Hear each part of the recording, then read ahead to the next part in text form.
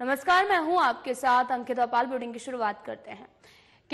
आपको बताते चले कि क्षेत्रीय विधायक और प्रदेश सरकार के राज्य मंत्री नरेंद्र शिवाजी पटेल की ओर से कृषि उपज मंडी का औचक निरीक्षण किया गया है। इस दौरान मंत्री पटेल ने किसानों से चर्चा की और कृषि उपज मंडी में की जाने वाली धान को तौले जा रहे वजन पर ध्यान दिया और तौल काटे चेक भी किए हैं।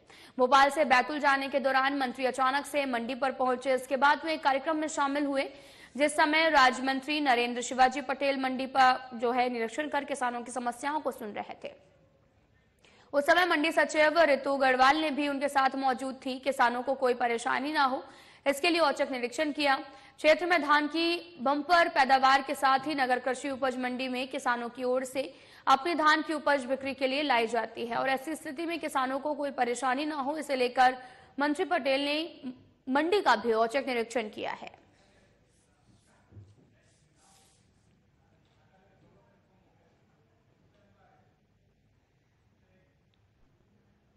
सिंगरौली जिले के नवागत पुलिस अधीक्षक मनीष खत्री ने आज पदभार ग्रहण करते हुए पुलिस अधिकारियों के साथ में बैठक की है। बैठक में उन्होंने सीएम हेल्पलाइन और सहित कानून व्यवस्था के संबंध में जानकारी को शेयर किया। पुलिस अधिकारियों से बैठक के दौरान उन्होंने सभी थाना प्रभारी, एसडीओपी, सीएसपी से कानून व्यवस्था के संबंध में जानकारी ली। उसके बाद पत्रकारों से बात करते हुए उन्होंने कहा कि हमारी पहली प्राथमिकता जिले में कानून व्यवस्था सहित महिला अपराध से संबंधी मामलों को रोक लगाना है। वहीं उन्होंने कहा कि मैं तो अभी आया हूं, पूरी जानकारी लेकर आप लोगों को अवगत कराऊंगा। सिंगरौली जिला छत्तीसगढ़ बॉर्डर से लगा है और वहां पर जो आईबी की रिपोर्ट आई है उसमें नेक्साइट मूवमेंट समझ में आ रही है और उस समय भी उन्होंने कहा कि जल्द ही उस क्षेत्र में भ्रमण कर जानकारी इकट्ठा करके आप लोगों को जानकारी दूंगा। हमारी प्राथमिकता रहेगी कि ऐसी कोई भी घटना सिंगरौली में ना हो।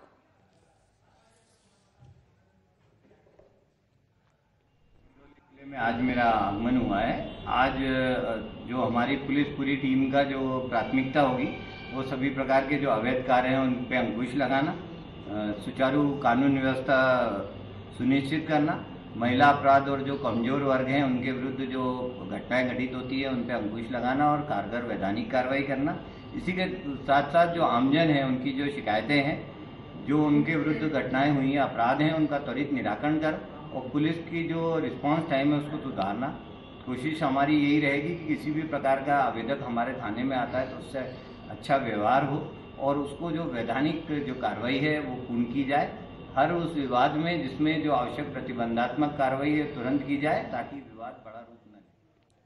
तो वहीं मध्य प्रदेश में करीब 25 साल बाद में किसानों की सोयाबीन फसल को सरकार खरीद रही है, जिसमें किसानों को काफी फायदा हो रहा है। इस खरीदी कार्य में सेवा सहकारी संस्था, कृषि विभाग, राजस्व विभाग, वेयर हाउसिंग कॉर्पोरेशन के कर्मचारी और अधिकारी लगे हुए हैं और किसानों को मंडियों में अपनी फसल का सही मूल्य नहीं मिल पाता था, लेकिन सरकार ने सोयाबीन की खरीदी समर्थन मूल्य एमएसपी पर कर रही है। सोयाबीन की खरीदी के लिए राज्य सरकार ने पूरे प्रदेश में करीब 1400 केंद्र बनाए हैं और इन केंद्रों पर सोयाबीन की खरीदारी के लिए भी किसानों ने ऑनलाइन पंजीकरण कराया है। और हम देवास की बात करें तो देवास जिले में कुल 21 सेंटर बनाए गए थे, जिसमें 20 सेंटर चालू किए गए थे, लेकिन वर्तमान में 13 सेंटर पर उपार्जित सोयाबीन की वेयर हाउसों पर भी खरीदारी को लेकर भी कार्य किया जा रहा है, जहां पर उपज लाने वाले किसानों के छाया और पीने के पानी की व्यवस्थाएं भी की गई हैं। फसल सेंटर पर लाने के पूर्व किसानों को खुद से स्लॉट बुक करना है।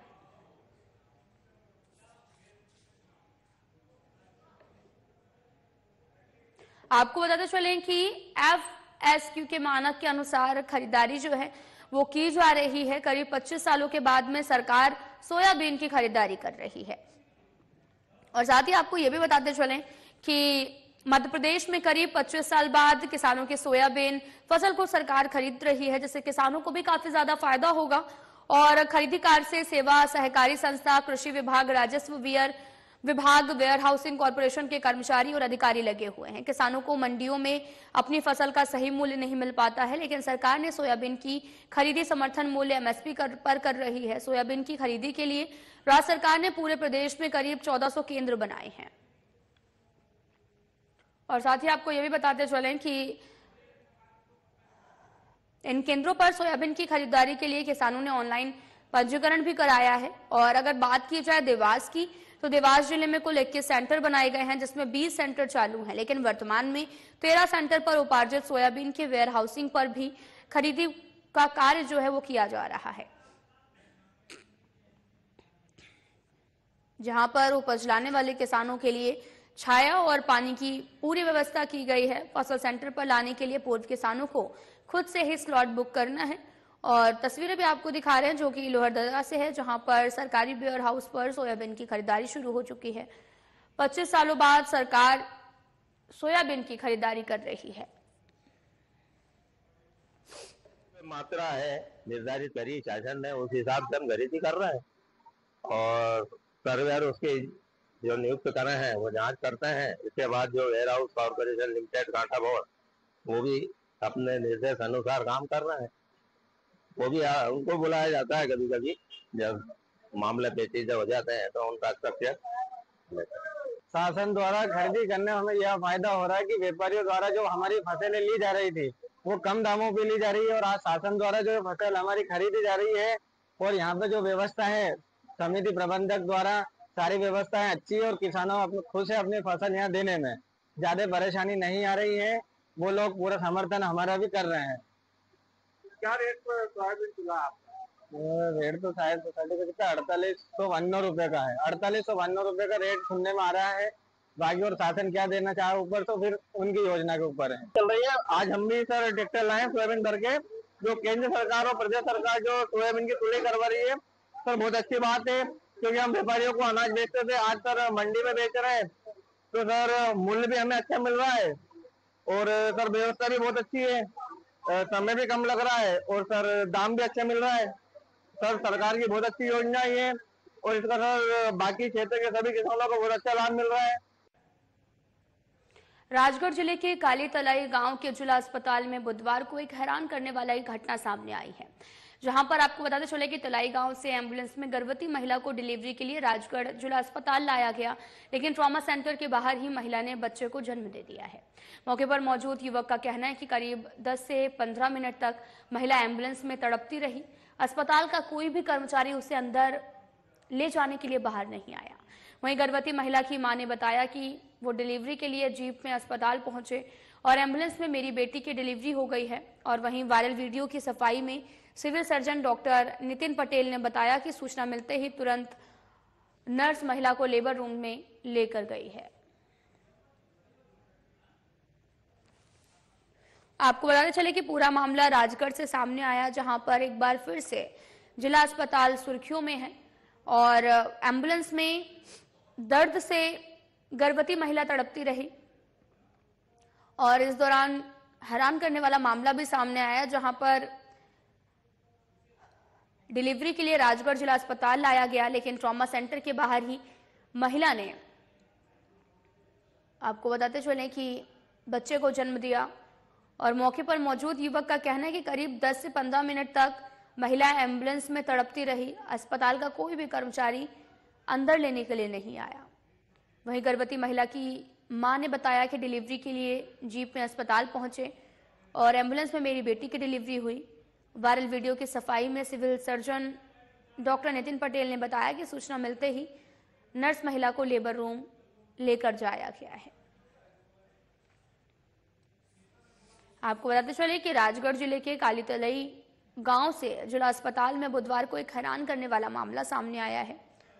गर्भवती महिला की डिलीवरी के लिए राजगढ़ जिला अस्पताल लाया गया था, लेकिन ट्रॉमा सेंटर के बाहर ही महिला ने बच्चे को जन्म दे दिया। मौके पर मौजूद युवक का कहना है कि करीब 10 से 15 मिनट तक महिला एम्बुलेंस में तड़पती रही। अस्पताल का कोई भी कर्मचारी उसे अंदर लेने के लिए नहीं आया है। राजगढ़ जिले के नरसिंहगढ़ में सुभाष चौक में दोपहर अतिक्रमण कार्रवाई के दौरान नोटों की कतरन से भरा बोरा कर्मचारियों द्वारा देखा गया है, जिसकी सूचना नरसिंहगढ़ थाने में दी गई है और साथ ही सूचना मिलते ही मौके पर पुलिस पहुंची। पुलिस द्वारा बोरों को नगरपालिका की ट्रॉली में रखवाकर थाने पहुंचाया गया। इस संबंध में थाना प्रभारी द्वारा थाना शिवराज सिंह चौहान द्वारा बताया गया कि मामले की जांच लगातार की जा रही है। सीसीटीवी फुटेज भी देखे जा रहे हैं, जो भी उचित कार्रवाई होगी की जाएगी।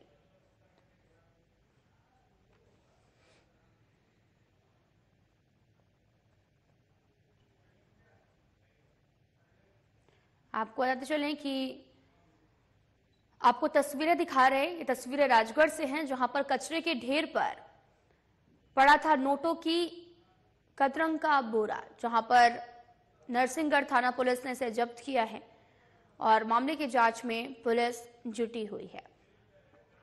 आपको बताते चलिए कि सुभाष चौक में दोपहर अतिक्रमण कार्रवाई के दौरान नोटों की कतरन से भरा हुआ बोरा बरामद हुआ है और कर्मचारियों ने जैसे ही देखा, इसकी सूचना थाने में दी गई और पुलिस भी मौके पर पहुंच गई। पुलिस द्वारा बोरों को नगर पालिका की ट्रॉली में रखवाकर थाने पहुंचाया गया।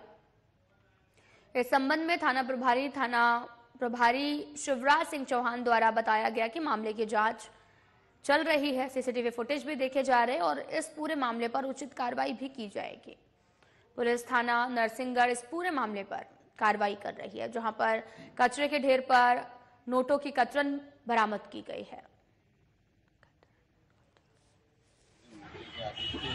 हम नगर नरसिंहगढ़ में मेन मार्केट में पुरानी नगर पालिका से जो बीच में ठेले वाले खड़े हैं, उन सभी को हटा रहे थे एवं जितने भी दुकानदार भाई हैं, इन दुकानों के बाहर रखा सामान को दुकान के अंदर रखवा रहे थे। तभी इस बीच में सुभाष चंद्र बोस की प्रतिमा पीपल चौक के पास हमें एक भरा बोरा मिला, जिसकी सूचना थाना आरक्षक धर्मेंद्र सोलंकी द्वारा दी गई। तभी मौका मुआयने पर नगर पालिका कर्मचारी पहुँचे एवं उस बोरे को हम थाना लेकर आए नरसिंहगढ़। करीब 3-3:30 बजे सुभाष चौक पे एक कतरन मिली है, जो कुछ उसमें नोट की कतरन जैसी लग रही है।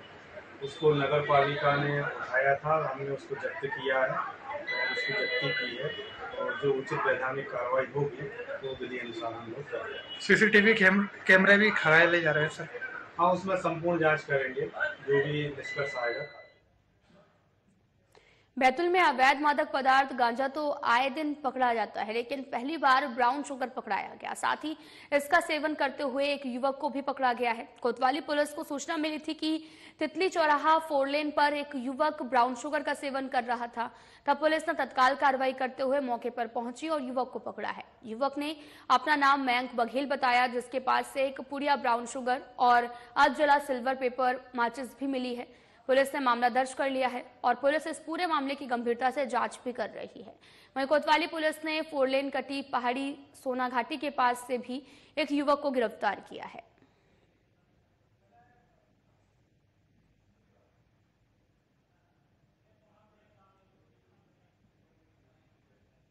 चेकिंग लगाई गई थी और वहाँ पर लगभग 2 किलो के ऊपर गांजा मिला है और 4 पैकेट ब्राउन शुगर के भी मिले हैं।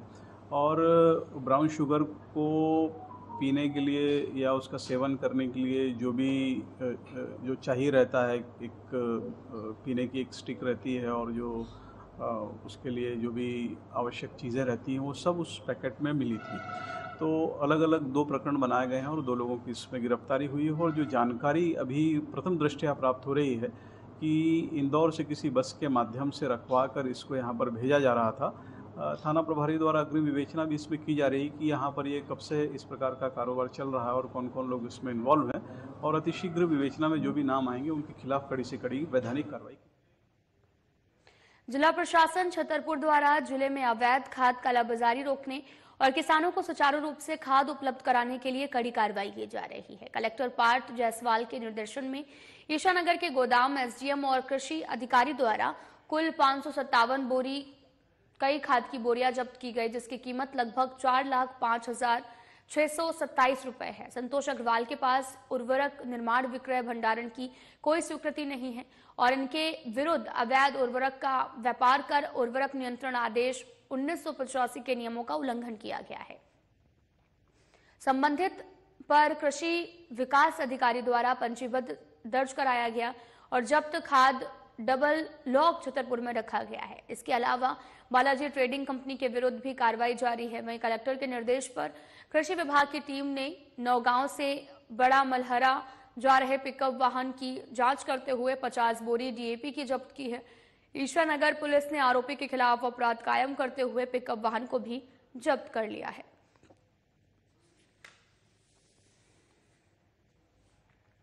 अवैध खाद भंडारण के विरुद्ध निरंतर कार्रवाई जारी है। कल रविवार के दिन राजस्व विभाग और कृषि विभाग की संयुक्त टीम ने ईसानगर के क्षेत्र में एक अवैध खाद भंडारण के गोदाम पर छापा मारा। वहाँ पे लगभग 550 से अधिक खाद की बोरियां पाई गई।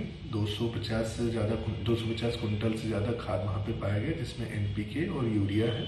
लगभग 4 लाख से अधिक रुपए का खाद वहाँ पे मौजूद पाया गया, बिना कोई वैध दस्तावेज, बिना कोई लाइसेंसी गोदाम में रखा हुआ पाया गया। इस कारण कल थाना ईसानगर में उनके विरुद्ध, जो गोदाम मालिक हैं, उनके विरुद्ध FIR दर्ज की गई है। इसके अतिरिक्त नौगांव से बड़ा मलहरा जाते समय एक ट्रक पे, जिसमें 50 बोरी DAP खाद पाया गया बिना कोई वैध परमिट के, उसको भी जब्त कर उसके विरुद्ध भी प्राथमिकी दर्ज करी गई है। शाजापुर जिले की विधानसभा कालापीपल में दिवाली मिलन समारोह का आयोजन हुआ है, जिसमें कैबिनेट मंत्री कैलाश विजयवर्गीय, राज्य मंत्री गौतम जी टेटवाल, शिक्षा मंत्री इंदु सिंह परमार शामिल हुए। लोगों ने मंत्रियों का फूल माला और पुष्प वर्षा के साथ में भव्य स्वागत किया है। दिवाली मिलन समारोह के शुभ अवसर पर मुख्यमंत्री शहरी अधोसंरचना विकास योजना के अंतर्गत 115 लाख रुपए की निर्मित हुए नगर परिषद पानखेड़ी के नवीन कार्यालय भवन का फीता काटकर लोकार्पण किया। और वहीं मंत्री कैलाश विजयवर्गीय ने महाराष्ट्र चुनाव को लेकर कांग्रेस को खोटा सिक्का कहते हुए कहा कि आने वाले दिनों में हम सब देखेंगे कि कांग्रेस का अस्तित्व खत्म हो चुका है।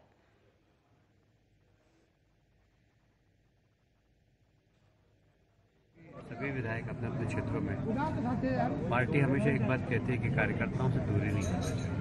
तो किसी न किसी बहाने कार्यकर्ताओं के साथ मिलना, उनसे संपर्क बढ़ना, उनकी बात सुनना, ये जनप्रतिनिधियों को करते रहना चाहिए। संगठन जनप्रतिनिधि का तालमेल नहीं होगा। आपने देखा होगा कि यहाँ पर संगठन के सभी लोग थे, जनप्रतिनिधि भी थे, कार्यकर्ता भी थे, पोलिंग बूथ तक के कार्यकर्ता थे। एक अच्छा समावेश था और ऐसा होते रहना चाहिए। भाई साहब, आदरणीय युवा विधायक घनश्याम चंद्रवंशी द्वारा कुछ मांग पत्र दिए गए हैं, वो कब तक मान्य होंगे? जरूर। कब तक ये मैं बता नहीं पाऊंगा, क्योंकि मेरे विभाग का नहीं है।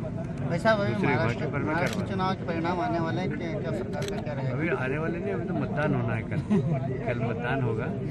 परिणाम मेरे को मालूम है कि 23 तारीख को जब परिणाम आएंगे तो वहाँ भारतीय जनता पार्टी MP की सरकार बनेगी और 165 से ज़्यादा सीटें। राजगढ़ जिले के तलेन में हिंदू संगठनों द्वारा अपनी मांगों को लेकर बस स्टैंड पर धरना प्रदर्शन किया गया है।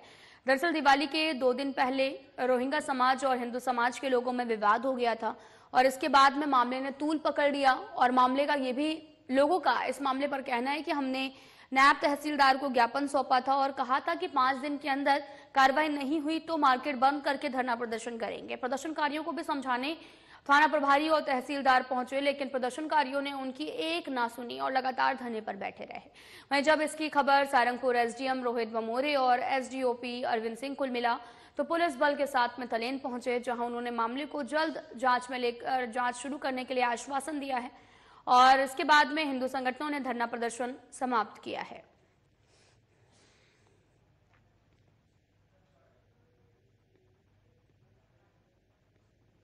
भारतीय जनता पार्टी के मध्य प्रदेश में चल रहे बूथ निर्वाचन अभियान के तहत बरेली नगर मंडल के बूथ नंबर 84 में सोमवार को बूथ समिति का निर्वाचन कार्यक्रम संपन्न हुआ है और इस कार्यक्रम में लोक स्वास्थ्य एवं चिकित्सक शिक्षा राज्य मंत्री नरेंद्र शिवाजी पटेल को पन्ना प्रमुख चुना गया है। और बीजेपी की कार्य संस्कृति को प्रदर्शित करते हुए राज्य मंत्री नरेंद्र शिवाजी पटेल ने कहा कि पार्टी में सभी कार्यकर्ता समान होते हैं। पन्ना प्रमुख का दायित्व भी उतना ही महत्वपूर्ण है जितना किसी अन्य जिम्मेदारी का होता है। और साथ ही इस निर्वाचन प्रक्रिया में मुकुंद पाराशर को बूथ अध्यक्ष, पवन अग्रवाल को महामंत्री, चंदेश तिवारी को मन की बात प्रमुख और ललित सोनी को व्हाट्सएप प्रमुख और राजेश टोरिया को BLA2 के रूप में चुना गया है।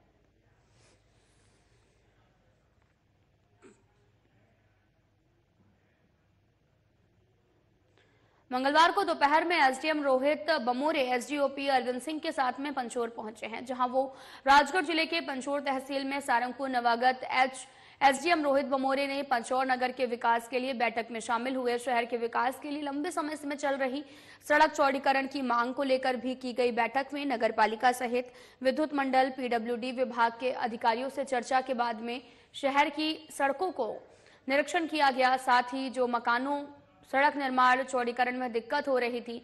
उन मकान मालिकों को बुलाकर उनसे बात की गई और समझाइश भी दी गई है। वहीं सड़क चौड़ीकरण निर्माण में बाधा बन रहे मकानों को 200 से भी अधिक मकानों को चिन्हित किया गया। वहीं से आधे से अधिक लोग इस कार्रवाई पर सहमति दी है। वहीं इस दौरान एसडीएम रोहित बमोरे ने कहा कि जल्द ही जाम की समस्या से पचोर शहर को निजात मिल जाएगी और साथ ही प्रमुख मार्गों के निर्माण की तैयारी भी की जाएगी।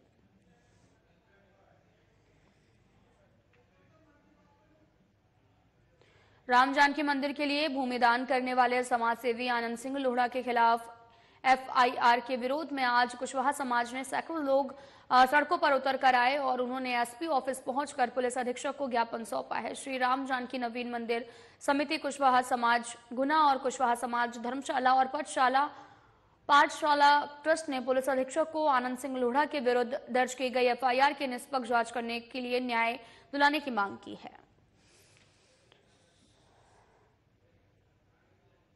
निर्दोष लोगों को ब्लैकमेल करके असत आधारों पर फंसाया जा रहा है और चूंकि कई लोग इसमें शिक्षक भी हैं, सम्मानीय व्यक्ति भी हैं, इस रैकेट के माध्यम से जो है ना जाने कितने निर्दोष लोगों को और उन पर जो है फंसा करके ब्लैकमेल किया जा रहा है।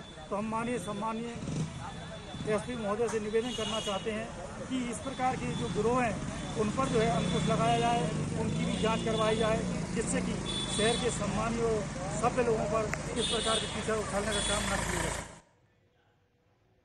सरकारी उप स्वास्थ्य केंद्र लंगाडोल स्वास्थ्य सेवा के नाम पर दी जा रही सुविधाओं और लाखों रुपए की दवाएं अस्पताल के पीछे जलाई जा रही हैं। जिन दवाओं से मरीजों को जिंदगी मिल सकती है, अब उन्हीं दवाओं का धुआं हवा में जो जहर है वो घोल रहा है। दवाएं किसने और क्यों जलाई हैं, इस बात का जवाब किसी के पास नहीं है। मरीजों का भी आरोप है कि डॉक्टर सरकारी दवा ना देकर बाहर की दवा लिखते हैं। वहीं दूसरी तरफ अस्पताल में मुफ्त में इलाज कराने आने वाले मरीजों का आरोप है कि उन्हें अस्पताल में मुफ्त मिलने वाली दवाइयां इक्का दुक्का ही दी जाती हैं, बाकी दवा बाहर से खरीदने के लिए पर्चा लिख दिया जाता है।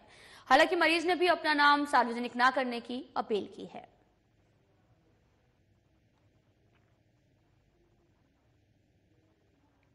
ये पहली बात तो यह है कि यहाँ कोई डॉक्टर हैं ही नहीं। आज तक हम लोगों ने कभी देखा ही नहीं कोई डॉक्टर हैं कि नहीं है। हाँ, ये चीज़ जरूर है कि यहाँ दवा करने कोई आता है नहीं आता है, जिंदे में नहीं आते हैं। जब कोई किसी की मौत हो जाती है तो जरूर यहाँ पहुँचते हैं, यहाँ पे उसका पोस्टमार्टम करने। ये चीज़ देखा गया है। और दूसरी बात, इस हॉस्पिटल में जो भी दवाइयाँ आती हैं वो किसी मरीज के लिए नहीं आती है। वह आती है, यहाँ कोई रहता नहीं, एक दो स्टाफ नर्स हैं तो बाहर की दवाई लिख देती हैं जो भी पेशेंट आते हैं। यहाँ तक कि जो गर्भवती महिलाएं आती हैं उनको जो दवा यहाँ आती है वो दवा उनको उपलब्ध नहीं हो पाती है।